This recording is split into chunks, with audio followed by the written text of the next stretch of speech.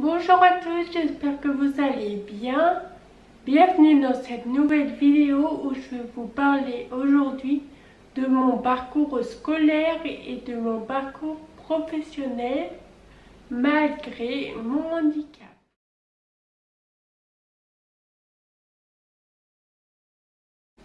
Pour ce qui est de mon parcours scolaire, donc j'ai commencé comme tout le monde à l'école primaire. Et c'est là où on a découvert que j'étais atteinte de l'ataxie de Friedreich, donc à l'âge de 10 ans. Ensuite, je suis rentrée donc au collège. J'ai fait ma 6e, 2 5e puisque j'ai redoublé, ma 4e et ma 3e. Donc tout le long de ma scolarité au collège, c'est là où la maladie s'est le plus accentuée, puisque c'est à peu près à ce moment-là où j'ai le plus perdu la marche. Donc j'ai été dispensée de PS. Le bâtiment, donc mon collège, disposait d'un ascenseur dont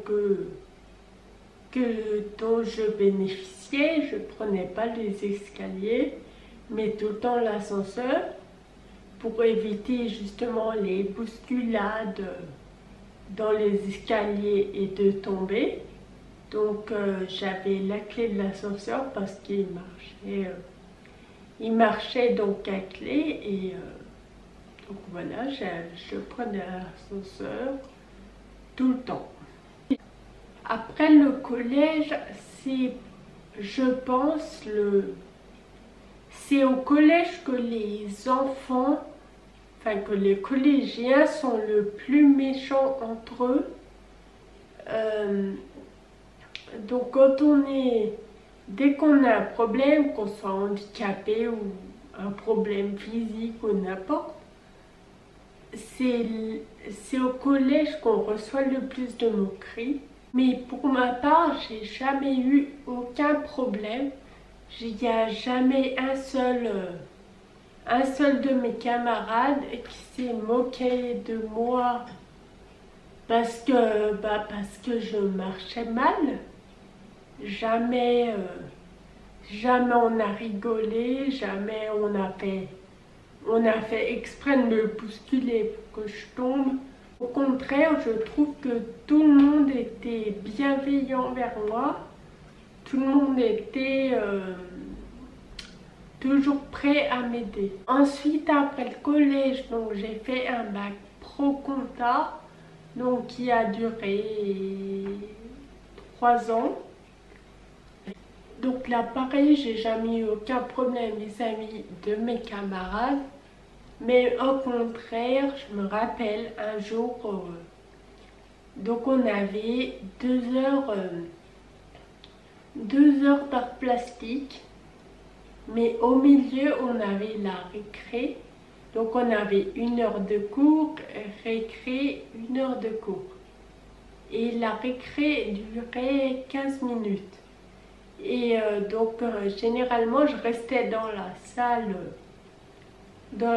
toute seule pour rester assise du coup. Et donc ce jour-là, j'avais voulu sortir prendre l'air, ça sert à ça une récré. Et du coup, ça faisait que je devais rester debout. Donc 15 minutes debout, c'était peut-être 1 an avant de passer en fauteuil, donc rester debout 15 minutes, c'était assez long. Et donc j'en avais marre, j'avais hâte que la prof revienne. Et donc j'avais des personnes de ma classe qui voyaient que je commençais à fatiguer debout. Et je me rappelle, il y a un garçon de ma classe qui s'appelle Yacine. Et je me souviens qu'il s'est mis donc contre le mur. Et je ne sais pas si vous voyez la position quand on fait la chaise, donc on se met dos contre le mur et on se baisse pour que nos jambes fassent un angle droit.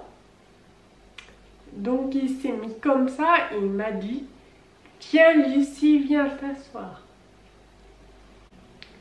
Donc pour dire que tout le monde était vraiment très gentil avec nous. Ça s'est passé la première année de bac. À la fin de la première année, j'ai eu une AVS, donc une assistante de vie scolaire, qui venait simplement pour les déplacements, pour changer de salle, des choses comme ça, pour me tenir le bras et m'aider à marcher et porter mon sac aussi. Donc voilà, après la deuxième année, donc la maladie évoluait encore un peu plus. Donc j'avais encore une AVS, mais j'ai changé. Les 3 années, j'ai jamais eu la même. Et donc cette deuxième AVS, ça se passait pas très bien avec elle, même plutôt mal.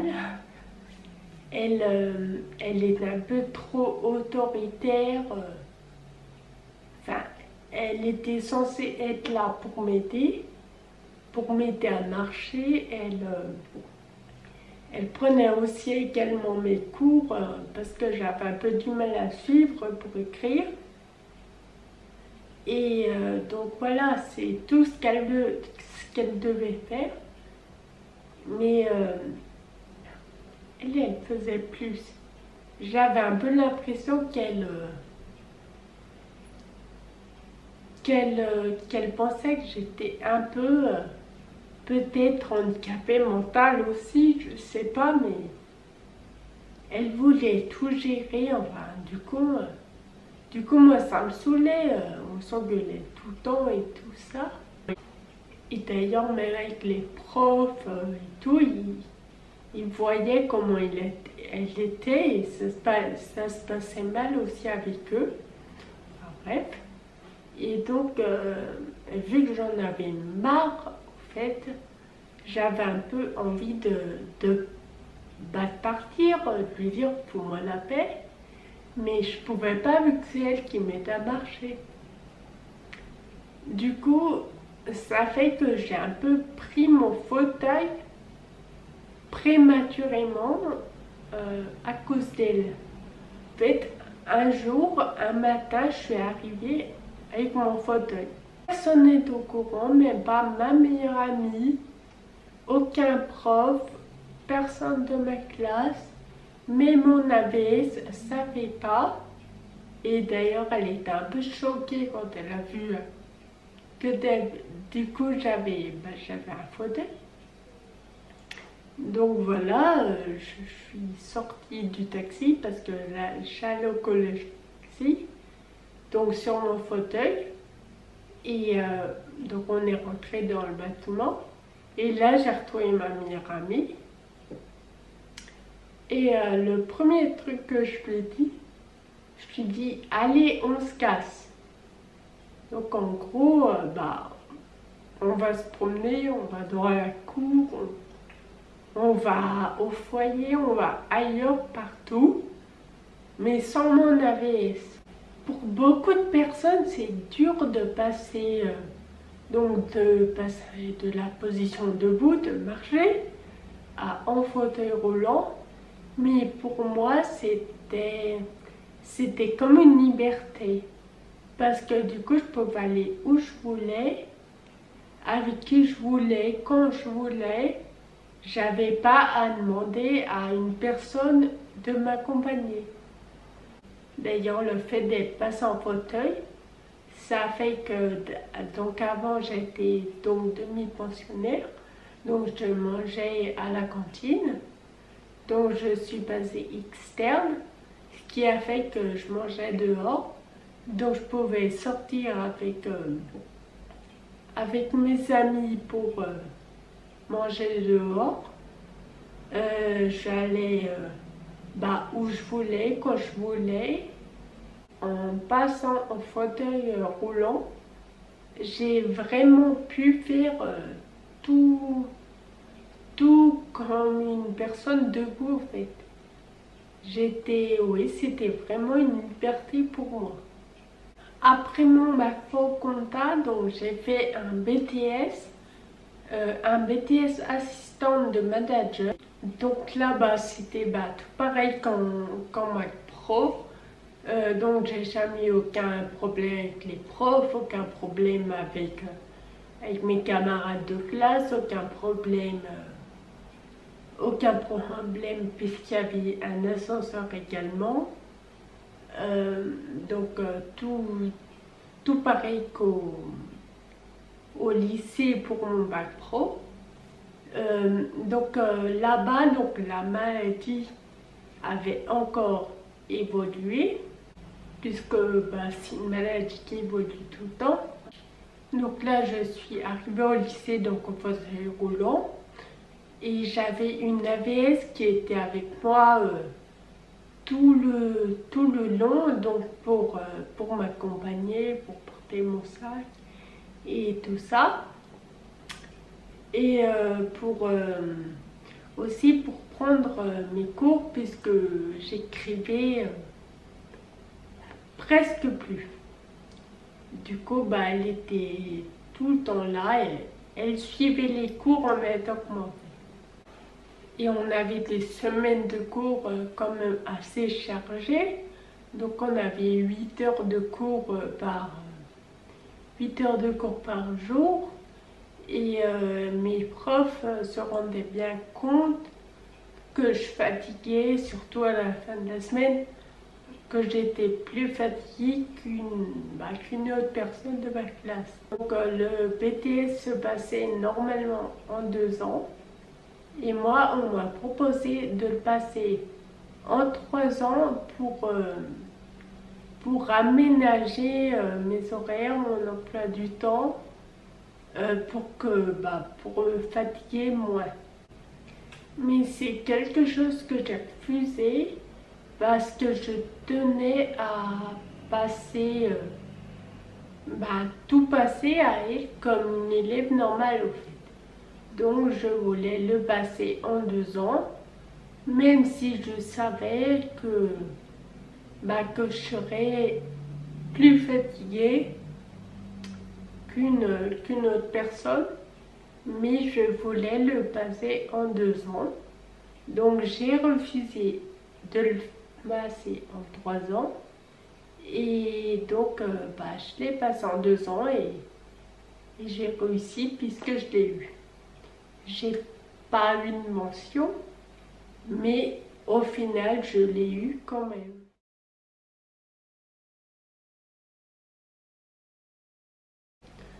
Donc après ces 2 ans de BTS, j'ai décidé d'arrêter mes études. J'ai emménagé dans une ville plus grande toute seule. Donc ça, c'était en 2012.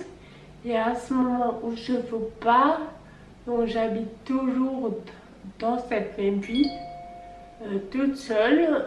Et ça me va très bien.